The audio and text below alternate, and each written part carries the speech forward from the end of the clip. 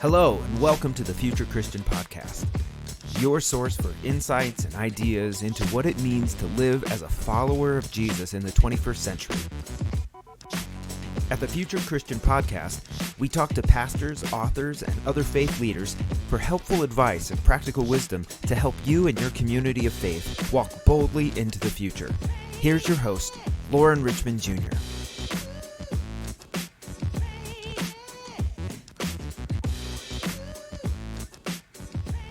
Hey, and welcome to the Future Christian Podcast. My name is Lauren Richmond Jr., and I am pleased to be joined today by Reverend Dr. Chris Davies. Hello. Hi, I'm so glad to be here. Yeah, thanks for your time. We have to be a little concise today because Chris has a hard out, but we're looking forward to talking to her. I am, at least. So I hope she's a blessing to all our listeners here. Reverend Dr. Chris Davies is a Connecticut native and a Cleveland transplant and a wandering Irish rover at heart. She loves the church deeply and is committed to finding ways to continue to bring the gospel into the world. Chris grew up in the United Church of Christ and was baptized and ordained within the same local congregation in Connecticut. Reverend Dr. Davies loves church as it was, church as it is, and church as we know it can be, with the help of God and the people willing to live into their gospel call. She has led the dreaming and visioning of the United Church of Christ through our strategic planning and is witnessing that come to be at national conference and local levels. She lives in Cleveland, Ohio, where she serves as team leader for faith, education, innovation, and formation at the national setting of the United Church of Christ, affectionately called Faith Info. The team's purpose is to equip congregations with a proclamation of the liberating love of the gospel. So somehow I got that all out relatively smoothly. I know. Chris, what else would you like our listeners to know about yourself? That's such an interesting question because it's so open-ended. None of us are the culmination of our bio statements, and none of us are only what we do. I live in Cleveland in a community of women and run an urban farm. One of my projects along the way has been the queer clergy trading cards, which was that was fun. That probably hit. It's kind of sleeping right now, but still present in the digital atmospheres. I'm kind of an innovator, an entrepreneur, in some ways, all along the way, and I'm like constantly trying to figure out what does my faith mean for me and for people in, my age cohort and younger, because that's not often where our institutional focus or reflection is. So, wandering all along the way, and committed to the ongoing work of Spirit in the midst of that. Well, I don't know if you remember this, Chris, but Chris and I actually had the opportunity to meet several years back. I got to give her a ride to the airport. I know, so back in the before, when I was traveling all over. In the before, yeah, I enjoyed talking to her then and was, impressed to hear about what she was doing, and, so I'm looking forward to hearing kind of what you're continuing to do. Talk a little bit about your faith journey, what that's looked like. So I grew up in the United Church of Christ. And that's been, really interesting because I grew up with the highest ideals of the church at the time. And I feel like there was a balance because I also love Jesus. So was doing like all the youth group stuff I could get my hands on in the UCC, but also was involved in this like conservative Christian choir because it was like kids who loved Jesus. And so we traveled all around the state and like sung at different churches, no matter what denominations. And I really learned, I think, an appreciation for like evangelical worship and even evangelical expressions. But it was dissonant from the progressive faith that I was taught and like went to church each Sunday for in the United Church of Christ, because, at that point I was, I hadn't come out, right? And I was hearing all of these messages of, what how binary faith had to be from the conservative Christian choir, and then hearing all these messages about how faith was expansive and the questions drive the way and God is still speaking from the UCC church I grew up in. So when I did come out, I got kicked out of the choir, but found home as well as a wider expression of language that I still have access to because of the experience of being in that little choir. So with that in mind, I often reflect back on what theologian Horace Bushnell said in conversation with the Great Awakenings of Hartford, Connecticut, that for some it is possible to never not be Christian. And I really feel that inside me, that the Christian faith is part of the legacy handed to me by those who have come before, in my family, in my ancestry, and in my faith tradition, and is mine in that way. So I really connect with that. I don't necessarily have the illumination moments of now is the time, but just kind of the gentle nudging of community, congregation, and the commitment to the gospel that has brought me from then to now. That's awesome. Talk about a spiritual practice that's been meaningful to you or you might recommend to others. Just any spiritual practice, Lord? Yeah. It feels so scripted. Well, just wait. I'm saving that for later. The unscripted parts. I don't know. I feel like this past calendar year, everything changed, right?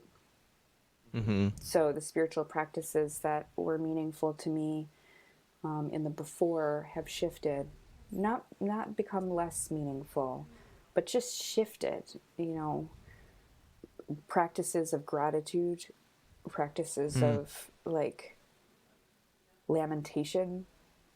Yeah. The simple act of allowing myself to feel the grief that is all around us and within us as a result of this past year, allowing myself to really feel awareness of imbalance of power and systems of oppression, and how our world and how I have contributed to that world, even without knowing, continues to leave people more and multiply oppressed. So in the feeling of that becomes the practice of acting for me. So the spiritual practice of being involved in anti-racism work has been essential. The spiritual practice of being intentional about my life and my faith and values aligning has been essential to me. The spiritual practice of showing up at the meetings when I'm not feeling so great, but still want to be there because I know that the work must continue for the sake of my great-great-great-great-great-great-granddaughters has become essential to me. Yeah, that's great. I love what you're saying about, I think just the aspect of feeling, taking time to notice we're talking a little bit about that, and I'm not going to share on air, but we're talking a little bit about that pre-recording, just about how noticing what's going on within our bodies, and I think so much of life we're kind of preconditioned to not feel, kind of numb it all out. But let's be careful about the we, right? Oh, go ahead. Tell me more about that. When I say we, what I mean is my experience of having been socialized as a white woman. I think that certain communities have, as a result of the layers of the systems, have a different experience. So lately I've been really careful with when I say we, who do I mean? I can't say we have so much privilege without recognizing that in that we, I'm assuming I'm talking to people like me. Yeah, that's fair. Are you a worship leader who is going through a faith shift while still trying to produce 52 services a year? Are you a lead pastor who is dealing with high turnover on your creative team?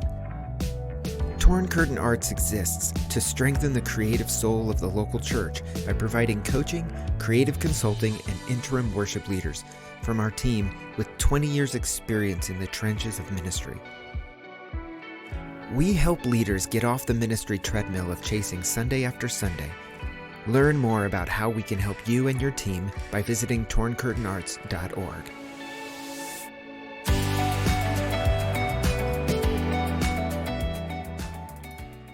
Hey, this is Lauren Richmond, and for those of you who don't know, I actually live in the Denver metro area, and I'm excited to say that the next Festival of Homiletics, the 30th annual Festival of Homiletics, will be happening here in my own community in the Denver metro area, Denver, Colorado, May 16th through the 20th, 2022. So I know that's a long ways away, but registration opens November 1st of 2021, and I just want to encourage you to plan ahead and mark your calendars for that date.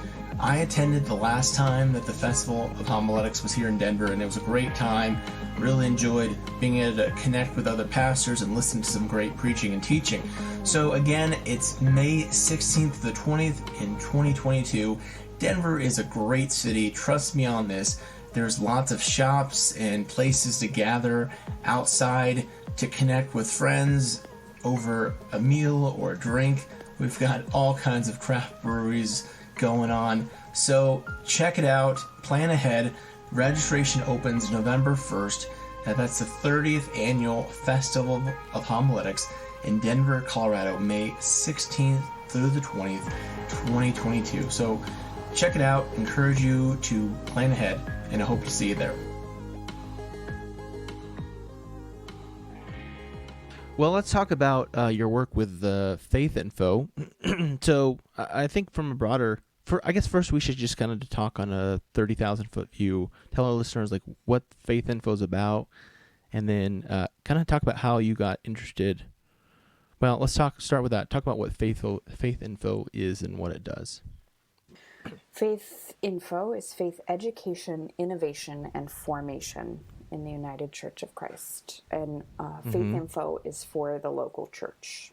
In the same way that we have a team at the United Church of Christ National focused on the health, the care, the authorization support for ministers, Faith Info is that for churches. So there's a couple of different ways in which this plays out. The first is that I see our team as the entry point into any question. If you are wondering who to call at National, you can start with us. A local church person can start with us, and we'll make sure you get to where you need to be or get connected to the resources that you're trying to find or suggest other ones. We have within us a segment group of folks. I say group of folks. It's like these are all these subgroups on our team, right? But we think about church planting. We think about how worship functions. We think about how granting towards congregations function. We think about specifically focus on congregations of color and ethnic identified congregations and support for them in the work that they often have to do, translating some of that we question, right? Like, who is the we? If we're putting resources out, who is it oriented towards, and what needs to shift for it to work in particular contexts? And we have a focus on youth and young adults. Just going through, making sure I got everybody. Additionally, I would say the most exciting thing that we're working on right now that really showcases all of our various projects and people is in a webinar series, a digital program we're offering twice a week called Tuesdays for Nurture and Thursdays for the Soul. I'll make sure to send you that link so you can include it in your show notes. But that's ongoing. Each one of them is an hour long. Sometimes the specials are a little longer. An hour long, and can be used as a congregational resource to bring out conversation, to learn, to be, to have something to be in conversation about that's external, inviting a relevant, real, and timely assessment, resource, or faith-based activism approach to what's going on now. Sure. Awesome. I want to hear about it. Now, you might need to, let's see, if previously there was a kind of these two separate kind of things. There was like what was called CASA, I don't know how you said it, and that's kind of integrated into this Faith Info thing. What was the CASA about? CASA CASA. I'm trying to think, is it really helpful to go into the history of this team right now? Like, I can tell you all about what it was, but I have a sense that there's more exciting things that we probably have to connect on. So CASA held, I will give you a quick synopsis, but CASA held congregational assessment, support, and advancement. All of those things. So is that still part of it? Yes. Now? Yes. Okay. That was what I was curious about. Well, I'm curious, like, what got you into this? What made you passionate about wanting to be in this kind of work? I really love the United Church of Christ, and I want us to be better. I mean, that is the simplest way to say it. When I first applied for a position at National, I think I had a lot of naivete about what that meant.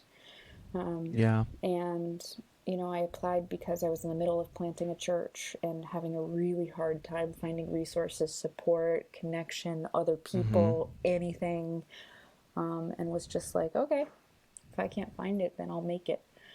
And of course, as soon as I started, I was like, oh, here are the pathways that I can help make wider. They were there. I just didn't know how to find them. So that is what I focused on. So can I ask then, and this is going a little bit off track, but can I ask, like, what were some of the things that you were looking for as a church planter that you weren't getting then, and that you've kind of helped since try to create? I think the biggest piece that I would point to is how the grants functioned. Okay. What I'm proud of over the 5 years that I've been at National is a widening of awareness of the grants we had for congregational resourcing, as well as a clear focus in equity on how those grants were distributed and towards whom and who was making the decisions. So a few years back, I gathered a team of people from around the United Church of Christ to help vision just how do we do this better, really scrap everything, start again. And that team held conference staff and national staff and church planters and key stakeholders all throughout who contributed into this. And a lot more information about that process is actually at ucc.org/what's new. And that also includes a report about some of the trends that we saw through the applications, which were fascinating, right? Like we noticed this was based on research in 2017-ish,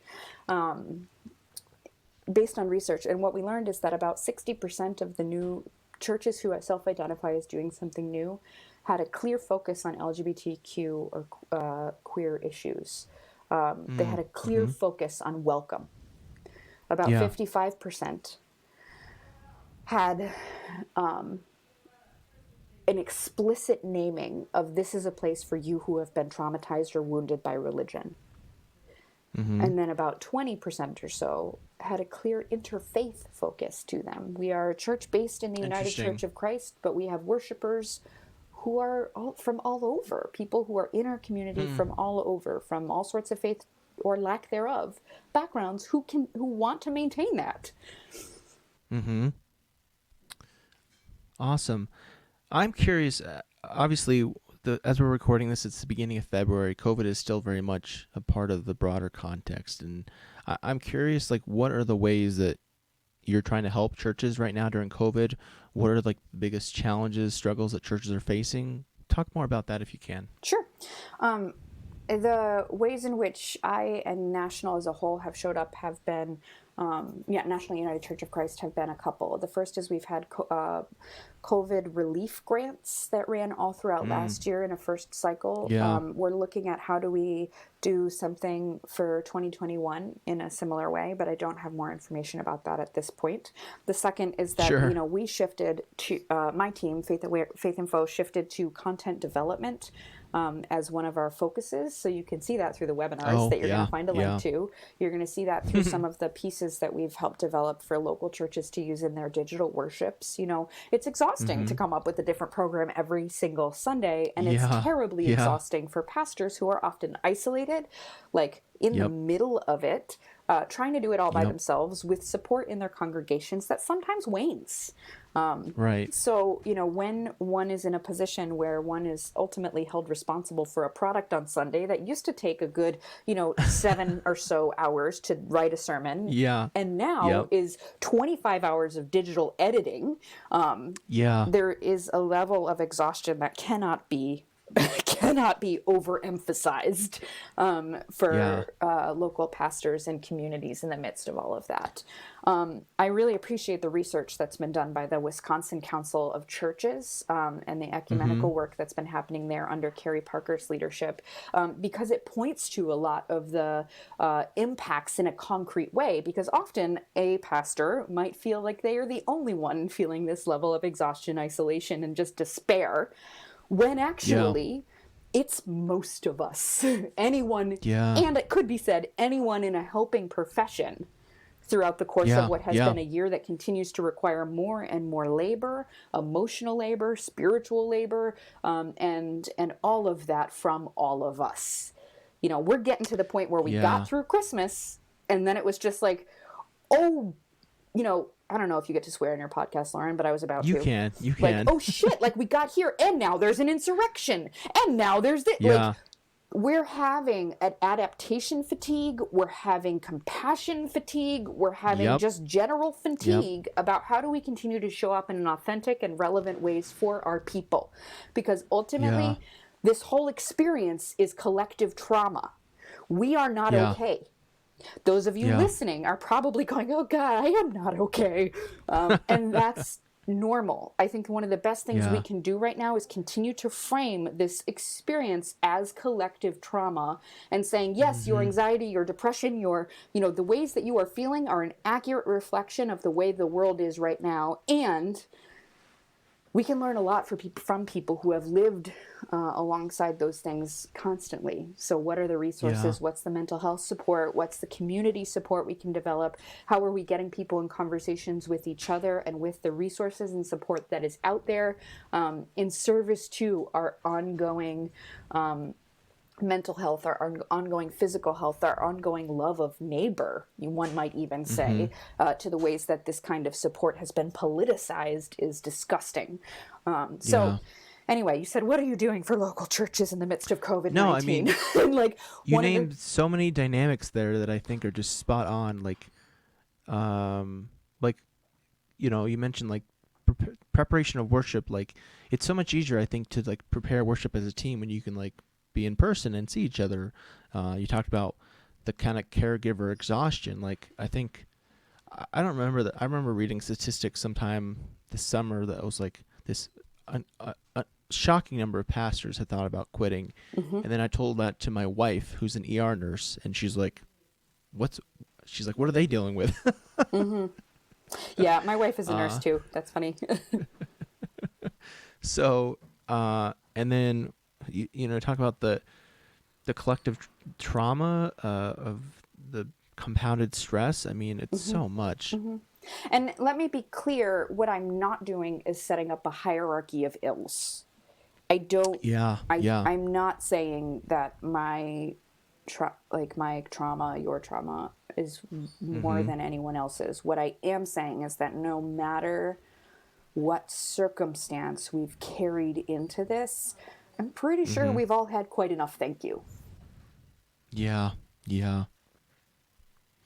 Well, I mean, I guess you've named so much. What kind of, I always feel like it's hard to name something hopeful after this, but what do you see as that you're offering churches as a path forward or hopefulness going forward? Yeah, that's a great question. I think there's a tendency to skip to hope without feeling it. We go back to feelings, right? Like, I think there's a tendency for us to say that's all well and good, but, when are we going to open our doors again? Yeah. And this is really the hardest part. We see some sort of hope at the end of the tunnel in a vaccine. We see some sort of hope that we're going to be able to enter into a different world after this, etc. And we still have to be vigilant, attentive, and really careful with each other, with ourselves, with the world. There's work to do. I see a lot of hope in how many people have moved from the feeling into the action, not for their own Mm-hmm. sake, but for the sake of the world. I see a lot of hope Mm-hmm. in outside of my work at the church. I organized with Showing Up for Racial Justice, which is a organization that's white led Yeah. in service Yeah. to collective liberation, and in support Yeah. of and in followership of Black, Indigenous, and people of color and poor and working Mm-hmm. class people. So I see a lot of hope in how many people have been activated and ready to get into the ongoing work and support the Mm-hmm. coalitions and collective movements that are building right now. To me, that's like, there's more people than ever ready to plug in. And there are Yeah. systems, at least where I am in Northeast Ohio, there's systems to plug them in. Like we're in relationship, we're held accountable, we're ready to like send volunteers to what needs working on. Mm-hmm. So that to me is just like, this is fresh off because we had one of these meetings last night, but it was just like I left that meeting with like so much hope, for, That's awesome. and it's connected to faith for me, right? Yeah. Yeah. Yeah. I appreciate what you're saying kind of about making space for feeling. Um, from my perspective, culturally, there's this. I think so much of, in my perspective, American culture has been about just skipping over the feelings. And I'll White say, like, American culture. fair enough. Yeah. I think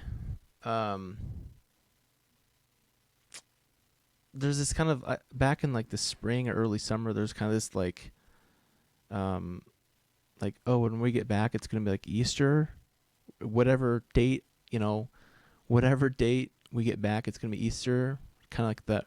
But there's a lot of folks have said since, like, there's got to be that Good Friday whenever it comes. Does that make, what I'm trying to say? I think so. Yeah, just that, like, Yeah. I mean, without an awareness of the lows, we do not fully experience the highs. Yeah. Yeah. Well, what else? What else do you think? I'm curious to hear more your thoughts on, like, how you see, I don't know, big C, little C church changing, kind of as a result of COVID. I think that there's a few key things ahead. The first is that we will always have, I believe, let me use my I language, I believe Mm-hmm. that vibrant, relevant churches will always have, at this point going forward, a digital service and an in-person service. Yeah. People got really excited about those living room jammas, coffees, church. That's going to be part of it. Yeah. I think that the I want to back up to something I meant to say earlier too, is that, Sure. one of the major challenges that we're having is an intergenerational conversation and a conversation Mm-hmm. about access because of digital redlining. Yeah. Yeah. So what that means is that the experience that the elders in church are having is very different Mm-hmm. from the experience that the families with kids who know how to use Zoom or whatever are having. Mm-hmm. And, this contributes to the general exhaustion, because often the elders Mm-hmm. are the decision makers making decisions in alignment with their needs, which makes Mm-hmm. total sense. But those Sure. Yeah. needs are not always overlapping the needs of the people that the church says it's seeking to serve. Yeah. So one of Yeah. the impacts of COVID is that churches have got to get clear on how to have intergenerational conversations wherein the wisdom of difference is honored, wherein conversations are clear that you can still be 80 something and intimidated by the computer and able to get in on the phone and be loved. And you Mm-hmm. can still be, multitasking in 5 different ways with church going on while you're also Mm-hmm. trying to figure out how kids are going to be in school and Yeah. still be part of the community. There's such difference in experience that one of our Mm-hmm. challenges will be, how do we stay in intentional relationship, and how does our decision making reflect the kind of church we want to be and the people that we want to serve while still maintaining relationship. Yeah.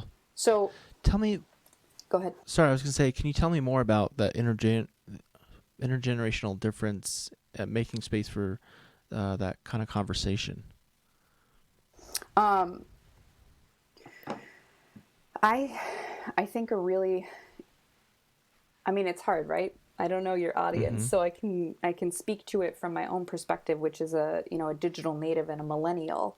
And, Sure. Those of you listening, so, then this is really reflective of our complete challenge, is that if I Yeah. talk about if I choose to talk about how I'm noticing that in Facebook groups, wherein at this point, Facebook, people are leaving Facebook, Right. like people who are, anyway, all of which to say, I'm witnessing the intergenerational challenge of those of us who have a certain digital native to how the internet functions, how the culture of the internet functions, how each of these apps are in conversation with each other. All of this, access to knowledge as a result of the positionality of the year I was born and the class access I had as a kid is very different from those folks who joined Facebook relatively late, are now in Yeah. groups, and are kind of coming in with an unawareness of the background culture present. And what we Yeah. saw over the last year and a half, and this is just a microcosm case study of this, this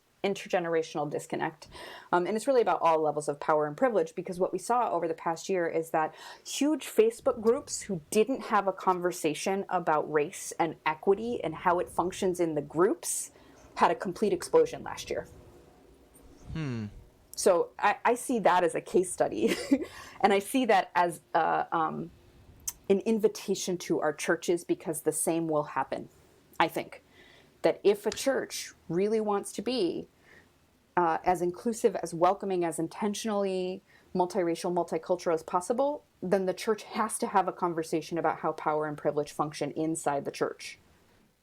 So when you say explosion, is that a positive explosion or negative explosion? Oh, negative. No. Usually Okay, somebody says okay. something stupid, and then everybody, that's not a kind way to say that. Usually That's somebody okay. says something uninformed, somebody makes a post, Yeah. And then somebody goes like, then it's a conversation of power and privilege wherein two different conversations are happening, right? Somebody's saying this is Yeah. institutional, and somebody else says, no, it's interpersonal. So and this happens all the Yeah. time when you're Yeah. having conversations about power and privilege, is that there's all sorts of different layers, right? How does it function in me? How does it function between us? How does it function when we're all in a group in the institution? How does it function in the system? And what happens is that if we have a system conversation, a defense mechanism for folks who call ourselves white is often to go to the interpersonal. There is a systemic problem with racism for black people in America. And then it goes interpersonal. Well, my uncle's a cop and he's fine. Two different conversations. But it's a defense mechanism, so we don't have to enter into it. So I think that churches that will carry forward over the next decade have to have that conversation. And it's going to be hard. And we can't do it without what I said before of the relationship, right? We stay in relationship as we have the conversation. And for folks who are not willing to be uncomfortable, that's a choice for them too. And I say that with like awareness of, for me, I believe that discomfort is where the gospel breaks in. When I am uncomfortable, God has an opportunity to speak with me. And it's so uncomfortable. It's so uncomfortable. And it needs to happen. How are you coaching, or assuming this is part of your thing, task, how do you recommend, or how do you advise churches to kind of engage in those conversations, like especially to go against that interpersonal framework as you're talking about, to because so many white people are kind of, like you said, they're kind of stuck in that interpersonal framework and have trouble seeing the more systemic context?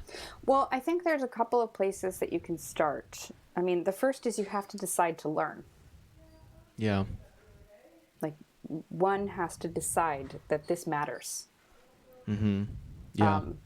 It is not okay to say you can't teach an old dog new tricks. It is not okay to say, well, this person is from a different time. It is no longer that different time. It is a time where our Christian call is to be in community, to love those who are most and multiply oppressed, and to love our neighbor as we love ourselves and as we love God. that is our call. That is our faith. So, as faith leaders, I think our job, mine and yours, is to be in relationship with our people, to continue, to find where that, and context is everything, right? It is a different conversation every time you're having it. Yeah. Because context is everything. And it's a conversation that needs having. So there's all sorts of resources at the United Church of Christ national setting that we've put out to help people have the conversations. Everything from Reverend Dr. Velda Love's Sacred Conversations on Race to the White Privilege Curriculum. There's also now an abundance of entry points as a result of a communal. I'm thinking beyond the church, right? Because ultimately the church is just a microcosm of the community, though we often think we are the only thing there is. In abundance of resources of you want to get involved, here's a way. So I think the Showing Up for Racial Justice chapters are really helpful. I mean, obviously, I think that there is probably all sorts of orgs that do diversity, equity, inclusion work or decolonization work in your communities. And there are people who are already in this work. And it's our job to find them, right? It's our job to seek them out and be in relationship and see what it is that our work supports in the vision for all. Because ultimately, when we show up and support for those who are most and multiply oppressed, it benefits all of us. Yeah. I'm thinking, because we kind of jumped into this conversation out of that, how do you see the church changing in the future? This seems to fit in.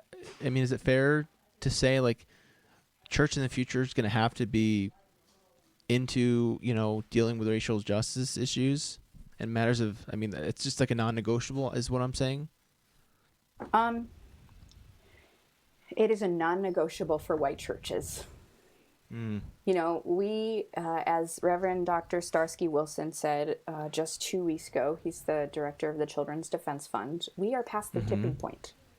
There are more people of color in the United States who were born than there are white people. And we're continuing to pretend like we're the majority. Yeah. So it's kind of adapt or die. Yes. It's... Yeah. And that contributes to the grief, right? That is the grief, is that for those of us who have been able to maintain an illusion of stability for many years, those illusions have now dissipated. COVID did some of that. And now, if we are not in conversation with the reality of where we are, when we are, and with the people around us who are our neighbors, we are not connected. I'm hearing it going back to what you've kind of a theme that's been underlying this, the importance of feeling, because, you know better than I do that for an older congregation, there's going to be a lot of feelings of grief and loss. And if they don't deal with those feelings of grief and loss and say, hey, I feel that things are different, they're never going to be able to change. But this, of course, is where our faith comes in. We have generations of wisdom in our faith. The church as we know it, of the institution full of members functioning after World War II, the Boomer Church, that is not the only church. But many of us have thought that that's the only access point. There are thousands of years of ways to connect to Jesus behind us. I believe that there will be thousands of years to connect to faith in front of us. What that means is that we have to continue to be intentional, equitable, and responsible about how we adapt. So we hold the core messages of our faith, the tools of resistance, the tools of the regenerative ways in which we stay solid in the storm, right? These stories are written. We are contributing to them for the sake of our great-great-great-great-greats. And they're not going to look like they do now. That's faith. I believe that God will still be, even if I don't experience God if the people coming don't experience God this exact same way I do, I still believe God will be. What is our work if not that? Well, what a beautiful, kind of hopeful, passionate, Chris, I love the way that, I love the way this conversation has kind of just gone. I came in kind of thinking it was going to go one way, and we've just kind of gone off in a different direction. It's been so wonderful and beautiful. So You I adapted. appreciate, yeah, I appreciate you sharing. Excuse me. Appreciate you sharing your thoughts here. For the sake of time, let's move on to some closing questions. And I tell these folks to take these as seriously or not as you'd like to. So if you're Pope for a day, what do you want to do? Ooh, I don't know. I don't really want to be at the top of that kind of a hierarchical system. Like, that's not Fair my enough. role. What I want to do is be a really good follower. I want to hear the vision of the people and draw from the wisdom of all involved. Because ultimately, the more people in the conversation, yes, the longer the conversation will take, but the more wisdom will come out of the decision. And there's time for all of that. I think that if I had the power to rearrange our systems, I would infuse a lot more metrics of trust within them. Yeah, good. A theologian or historical Christian figure you would want to meet or bring back to life? I think it would be kind of cool to be in conversation with St. Bridget in Ireland, because that is of my own ancestral roots. And St. Bridget, you said? St. Bridget, yeah. Well, Bridget herself. I mean, it's kind of like the way Christianity colonizes, is they go into a place and then make a saint of the local deity. And I think I would like to learn more of the roots of how this saint came to be and how those roots are still present for me. Awesome. What do you think history will remember from our current time and place?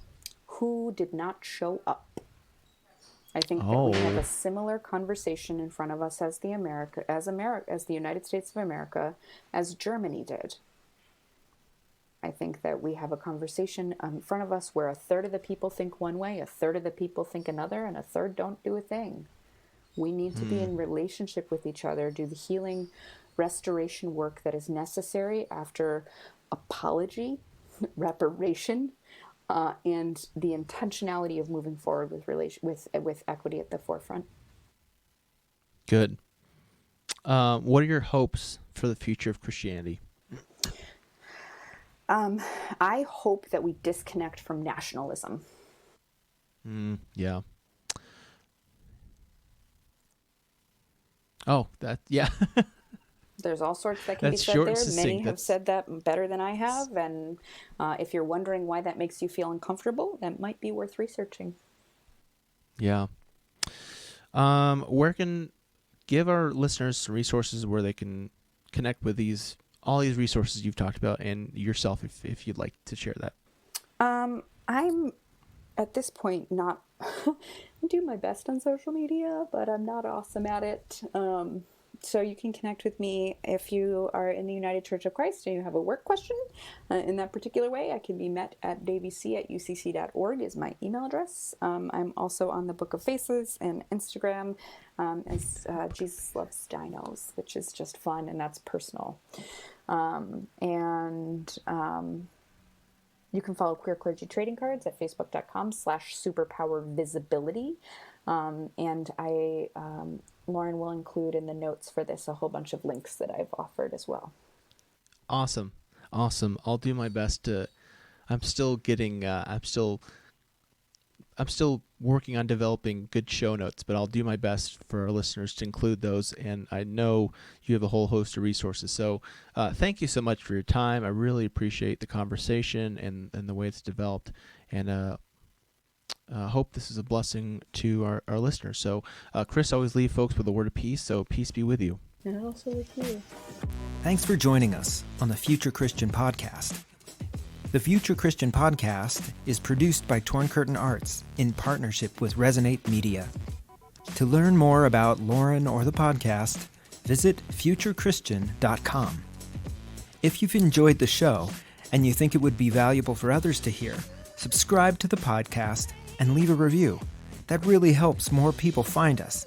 Thanks again, and go in peace.